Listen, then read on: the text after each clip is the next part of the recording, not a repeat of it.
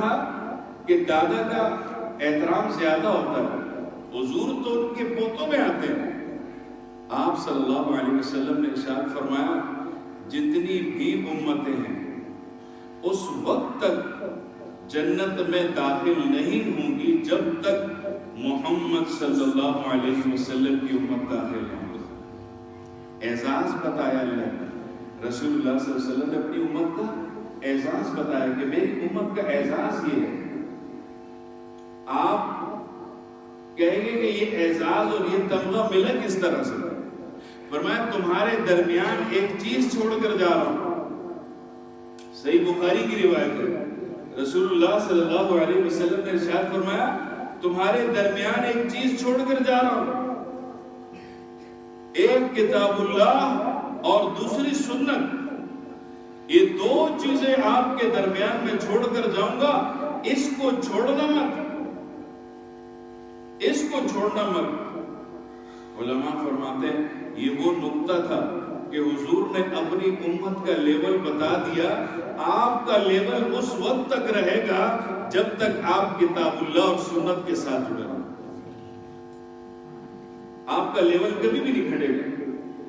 پوری دنیا کے حالات اوپر سے نیچے تس سے مس ہو جائیں، آپ کا لیول نہیں گھٹے گا جب تک آپ کتاب اللہ اور سنت سے جڑے رہو۔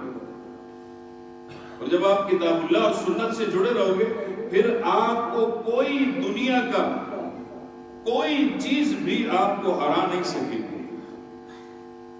اسی لیے تو فرمایا نا، ترمذی شریف کی روایت ہے، رسول اللہ صلی اللہ علیہ وسلم نے ارشاد فرمایا کہ جب میری امت کے دل سے، میری امت کے دل میں جب مال و دولت کی وقت آ جائے گی تو دین خود بخود نکل جائے گا، دین خود بخود نکل جائے گا۔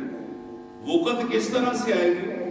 جب ہم اس کو زیادہ اہمیت دینے لگ جائیں گے، مال کو، پرسنالٹی کو، شو بازی کو، دکھلاوے کو، ریاکاری کو جب ہم زیادہ ترجیح دینے لگ جائیں گے تو یہ جو دین ہے جو کتاب اللہ اور سنت کی صورت میں ہے یہ نکلنا شروع ہو جائے گا۔ یہ خود بہت نہیں جمع ہوں گے، آگ اور پانی نہیں جمع ہوگا۔ یہ دین اس دنیا کے ساتھ، جس دنیا کے اندر محض دنیا ہے، اس کے ساتھ یہ جمع نہیں ہوگا کبھی بھی۔ فرمایا کہ کتاب اللہ کو پکڑ کے رکھنا، یہ کتاب اللہ تمہیں کسی جگہ پر بھی تمہیں نیچا نہیں کرے گی، کبھی نیچا نہیں۔ چنانچہ حضرت ابو ذر رضی اللہ تعالی ابن ماجہ کی روایت ہے، رسول اللہ صلی اللہ علیہ وسلم نے ارشاد فرمایا یا ابا ذر لأن غدو، اے ابو ذر تم اس حالت میں صبح کرو، یعنی جب صبح اٹھو اس حالت میں صبح کرو کہ تم کیا کرو گے؟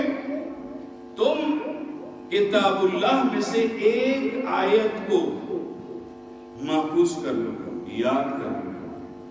تم ایک آیت کو قرآن میں سے یاد کر لو گے۔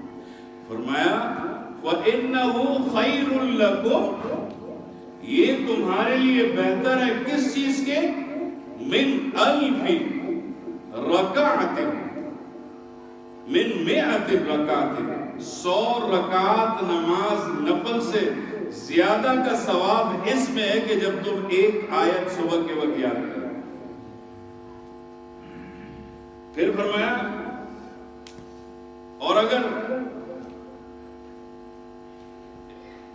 وَإِلَّا غُدُو، اور اگر تم اس حالت میں صبح کرو کہ تم نے بابا من العلم، علم کا ایک باب تم نے یاد کر لیا، تم نے پڑھ لیا، علم کا ایک باب پڑھ لیا، فرمایا خیر لکم، یہ تمہارے لیے زیادہ بہتر ہے کس سے؟